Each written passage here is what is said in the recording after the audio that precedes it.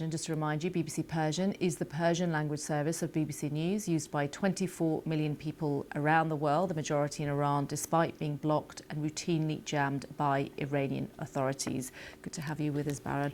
We're talking about these negotiations, if you can indeed call them. It's so confusing. President Trump now lashing out at the Iranians saying, we're not negotiating.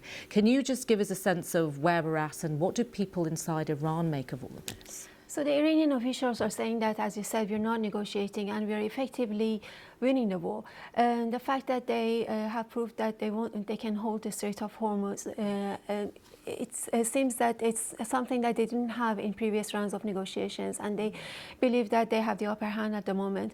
And so they have put out their own conditions, including the recognition of their control and sovereignty over the Strait of Hormuz, as well as the closure of U.S. Bases in the region, and effectively ending the war. And they don't want a ceasefire. They want an end of the war in Iran and also on Lebanon, Hezbollah bases in Lebanon. And both sides seem to have adopted a maximalist position, which would be very difficult for the other side to basically accept, because the U.S. is also asking for example, a limit on Iran's nuclear arsenal ballistic missile arsenal, which is would be very difficult for Iran to basically accept. So, but in terms of Iranians, first of all, it's been almost a month that Iranians have been cut off from the internet. There's an almost total internet blackout in Iran, and it's very important to emphasize that, because those who are in Iran say that it seems that the regime is more afraid of the Iranian voices than the bombs, and they are not letting people speak out and let the world know what they think of the war. Those who are inside Iran say that nobody asked us if we want war, if we want regime change. Most Iranians have taken to the streets before and have asked for regime change, but when President Trump says that, well, Iran is going effectively through regime change, this is not what Iranians are experiencing inside of Iran, because they are basically trapped under the bombings, and also facing a brutal and cruel government that is basically intensifying repression inside Iran since the war started.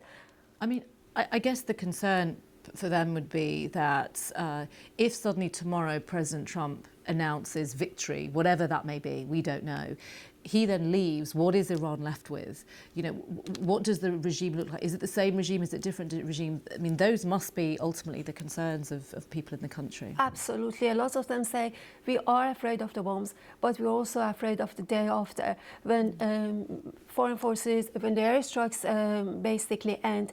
But we are facing a government that is a wounded beast, and it will turn its anger towards its own people. And already we are hearing reports of executions of protesters who took to the streets just a few weeks ago in January, and also stop and search, like militia-run checkpoints that stop and search people, go through their phones, see if they have any pictures of bombings, for example, bombing sites, and then arrest them. And they say that, well, this is called collaboration with the enemy, because they're sending them to international media, and warn them that they can be convicted to the death penalty. Also warning people not to take on to the streets to protest against the government, because their forces have their fingers on the trigger. The situation in prisons are very dire. Hundreds of people who are political prisoners, they don't have access to food because prison officials have left. They don't have access to medicine. Some of them are on hunger strike.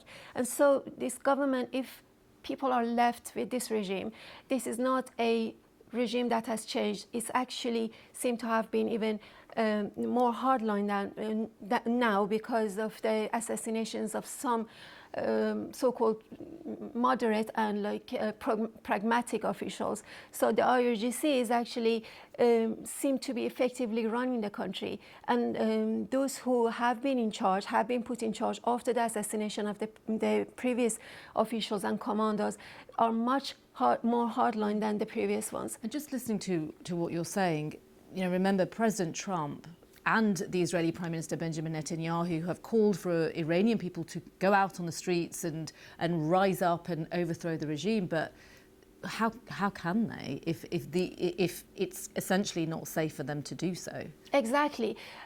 Iranians have risen up several times over the past years, and each time they have met with brutal force. In January, thousands of people were killed. It was one of the most violent crackdowns on civilians in modern history. And Iranians at the moment, they do want regime change, but they don't want to be slaughtered.